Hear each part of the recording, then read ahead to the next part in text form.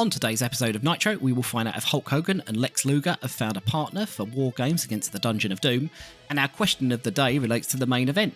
We have Hulk, Lex and Sting tagging against Dean, Malenko, Eddy, Guerrero and Big Bubba Rogers in a three-man main event tag team match. But the question is, who will get the highest in-ring rating? Hulk Hogan, Lex Luger or Sting?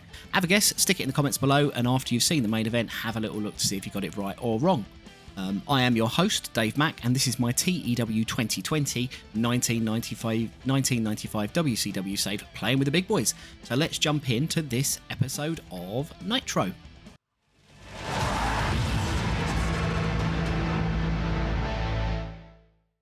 In front of 8,710 fans, which is really good. We've got a few pre-show matches here, so we'll dive straight into those. We have the Nasty Boys against the Shark, John Tenta and Meng from the Dungeon of Doom. In a pre-show match, they had good heat and decent wrestling. The Shark, John Tenta and Meng defeated the Nasty Boys in 7 minutes 43, when the Shark pinned Brian Knobbs with an Earthquake Splash for a rating of 61. Pretty decent there, all kind of what we'd want to see. Kevin Sullivan doing good work at ringside is really good news. We like seeing that. Just want to get the Dungeon of Doom a little bit of momentum, a few wins under their belt, which will really help them in the long run, because obviously they've got their stuff up against Hulk Hogan coming, so they need to be pushed a little bit more there. So happy with that pre-show match.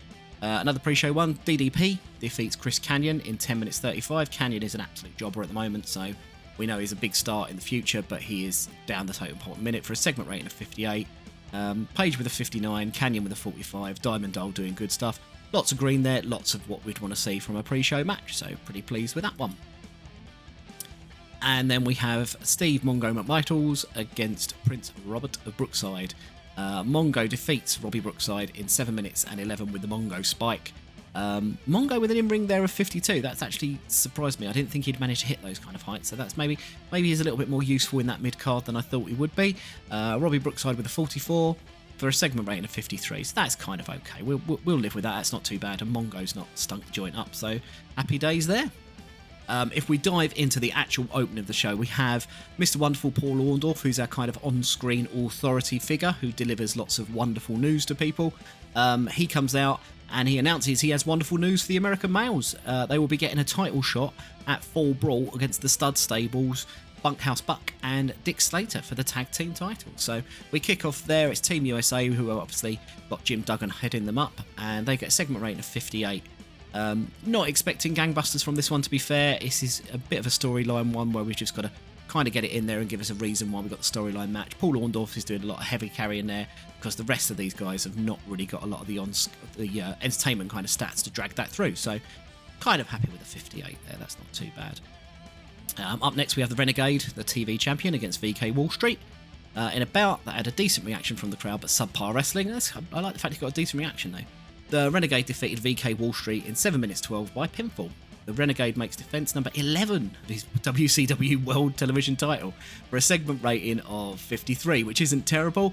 As I think a few of you do know, that the Renegade is a bit of a pet project of mine and he's doing quite well. We're pushing him up the rankings there. V.K Wallstreet absolutely furious that he's been asked to lose this match. So he is not happy. You can see his face there. He looks miserable. He is going to be very miserable anyway, losing to the Renegade, who's essentially a jobber at the moment. But the Renegade with an in-ring of 42, V.K Wallstreet of 50. Kimono doing some good work at ringside. That's really good. We've got to go through this kind of painful push for the Renegade, so we'll see how that works out. To top things off, we have a little bit of a promo from the Renegade. We're through Mean Gene in there to kind of bring things up a little bit. The Renegade was challenged by Chris Benoit on main event, and the Renegade has said, you know what, I'm a fighting champion, I will take on anyone and I will come out victorious. And we get a lot of Renegade kind of high intensity screaming and shouting down the microphone, shaking his head, all that kind of stuff we expect from our kind of bootleg version of the Warrior. But the Renegade there has said, yeah, Benoit, that's it, full brawl, me, you, for a segment rating of 44. That's not too bad. We'll take that. The Renegade's got to get up there a little bit. His entertainment stats and Kimona's entertainment stats are pretty weak. She's just there for pure sex appeal, and you know, the Renegade is apparently going to become a decent in-ring performer, so we've got to push through this, get his pop up a little bit, and Mean Gene Oakland there just to kind of steady the ship. So we have Johnny B. Bad and the Road Warrior Hulk versus the Blue Bloods. This was a pre-show match, but I decided to swap it around because I want to push the Blue Bloods. You'll notice down here, I'm pretty sure Lord Steven Regal would have done some pretty good work. He is outperforming anything where I thought he would do, so I want to push him more than I thought I would. I'm probably going to push him sooner than I wanted to, so I wanted to get him on the show and get a few results there. So in a good match, the Blue Bloods defeated Johnny B. Bad and the Road Warrior Hulk. Johnny B. Bad and Road Warrior Hulk are both kind of higher up in the mid-card faces, but I've got absolutely nothing really for them at the minute, so I thought they could afford to take this loss. William Regal pinned Road Warrior Hulk with an exploder suplex, and he was miles ahead of everyone. Hulk off his game, which isn't great, but William Regal with an in-ring performance of 78. For a man who's kind of got mid-50s popularity, it's incredibly good. So I want to push him up there because he can be a real important part of our roster sooner rather than later there. So a segment rating of 63, really good there. Gives William Regal the win. You know, we've got Robert Eaton, who's also there. He's going to get a few wins there, but I've transitioned him into a road agent's role because he's got a lot of the good stats for it. He's not going to get pushed much higher. This is probably going to be the peak of what he manages to achieve, so he's not going to get much higher than that. So he's going to kind of get dragged along by Lord Regal for a bit, but pretty good. Happy with that. That's good enough. Up next, we have an angle where we see Hulk Hogan. He's kind of in the back and he's getting prepared for his match, and then he kind of gets to his feet and he squares up because Ric Flair comes in, who's all smiles. Ric's there with Arn Anderson. Ric's like, Hulk, I come in peace. I just wanted to say that me and Double A here, we're still looking for the four horsemen to regroup. We're still adding people, and it could be absolutely anyone who could end up joining us. And as he says that, Lex Luger walks in and he looks really confused because Ric Flair's even bigger smiles. He gives Lex a great big handshake. He gives him a great big hug. And he's like, oh, Lex, it's absolutely fantastic to see you. Lex is absolutely confused. He hasn't got a clue while Ric's saying this, but Ric's kind of patting him on the back. This is really brilliant. And as he's kind of hugging him, he gives Hulk Hogan a quick wink and he walks off there. Lex is really confused and just sort of says, look, Hulk, what's going on here? We're still 2 men down for our match against the Dungeon of Doom at Full Brawl. He's like, we're a force to be reckoned with, but 4 against 2 just doesn't work out against them, and it'll just be a nightmare. So who have you got lined up for us, Hulk? And Hulk's still kind of looking at him a little bit like, oh, well, I don't know what's going on here after this with Ric. I don't know what to think. And he sort of looks at him and goes, I'm still working on it, brother, and just kind of walks off, leaving Lex there. But Lex is kind of like, he's confused.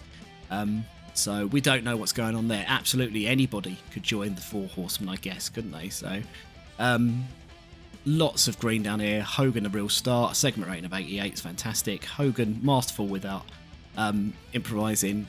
Lex improvised well. Hulk Hogan's got a new catchphrase. I'm not sure what that is.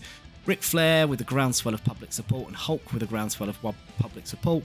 Absolutely fantastic. That is absolute magic.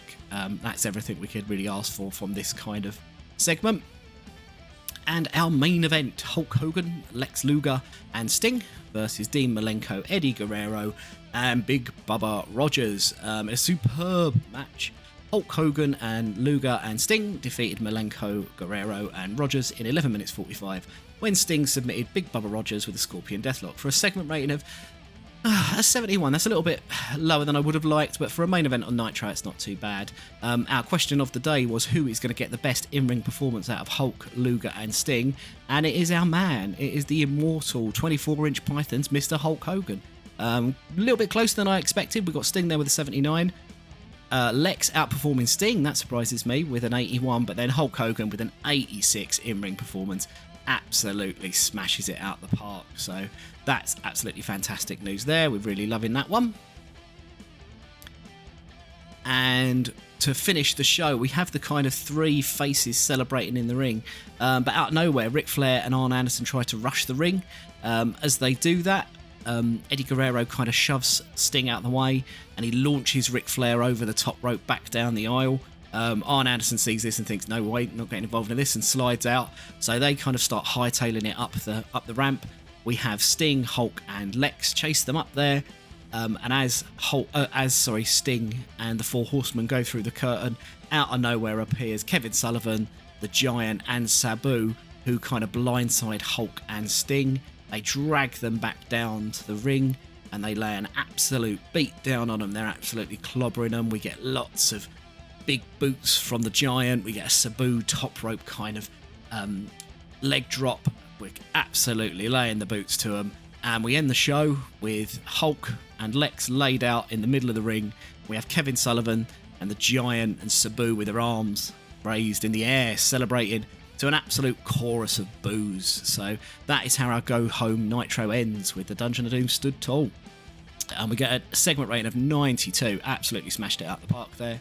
Hogan looks good, Sting looking good, Sullivan not doing so well. Everything else looking good. Sting doing really brilliantly. Sullivan improvised well, so that's kind of good. Yeah, absolutely brilliant end to the show there, so that's really good. We'll finish the show there. We've got an overall rating of 78, so yeah, pretty pleased with that. I think it probably could have been a little bit higher, but obviously we had the first sort of 4 segments here were a little bit below par, but they were kind of more just for building stuff for the future, and we had to kind of get stuff in there about the tag team, so pretty happy with that. That's 78 there. And as a go-home show for Nitro before Fall Brawl, pretty happy about that. Yeah, so what I've been doing recently is I have been bundling in the main event results at the end of episodes or at the start of episodes, so doing main event and Nitro at the same time. Had a little bit of feedback on that, and we've kind of decided to give it a go that Nitro is the main show. If you want to follow the main storylines and what's going on, Nitro is the place to be, and that kind of works. I've been doing live streams, which have been really popular. We've had some really great community going on there. What I'm going to be doing is live streaming the episodes of main event, so I can go through the booking process of that, go through the results, and then get the next episodes of Nitro booked. I think it will kind of speed up how many episodes I get out, and it will make things a little bit easier there. And it's also nice because we kind of got a nice community on the live stream with a few of us in there having a bit of a chit chat and a chinwag about all things TEW related and that kind of stuff, so that's really good. So we're going to give that a go. So that ends today's episode with that one of Nitro. We're heading into Fall Brawl. We've got some really good matches booked with the Dungeon of Doom against Hulk and Lex, and maybe they have 2 more partners, maybe they don't, I'm not sure about that. We've got Sting versus Anderson for the US title. We've got the Renegade versus Chris Benoit for the TV title, so we've got a lot of good stuff there. I've got Justin Thunder Liger against Ric Flair in the book as well, so that's going to be another good one.